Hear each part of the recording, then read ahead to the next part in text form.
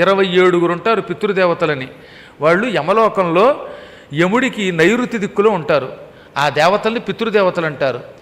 ఈ మన తల్లిదండ్రుల పేరు లేకపోతే ఇంకెవరో చచ్చిపోయిన వాళ్ళ పేరు మీదుగా మనం పెట్టే ఆహారం వాళ్ళు తింటారు, అంతేగాని ఈ తల్లిదండ్రులు తింటారని కాదు అక్కడ అర్థం. వీళ్ళు కనుక నరకంలో ఉంటే తల్లిదండ్రులు వాళ్ళు ఎలాగో ఈ అన్నం తిని ఉద్ధరింపబడతారు.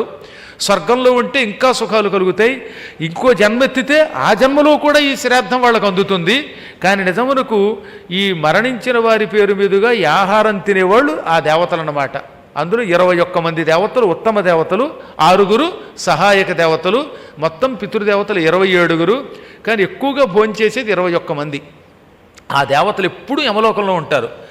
అందరికీ పితృదేవతలు వాళ్లే, మీకు నాకు అనే తేడా లేకుండా. ఎందుకంటే అది పెర్మనెంట్ పోస్ట్, అది వాళ్ళు ఎప్పుడూ అక్కడే ఉంటారు. వాళ్ళు వస్తారట మన ఇళ్ళకి. మన వాళ్ళ పేరు మీదుగా వాళ్ళు ఆహారం తిన్నారా, ఆహా, ఇక వాళ్ళు ఎంతో ఆనందం పొంది ఆ ఏడాదంతా ఆనంద పెడతారు.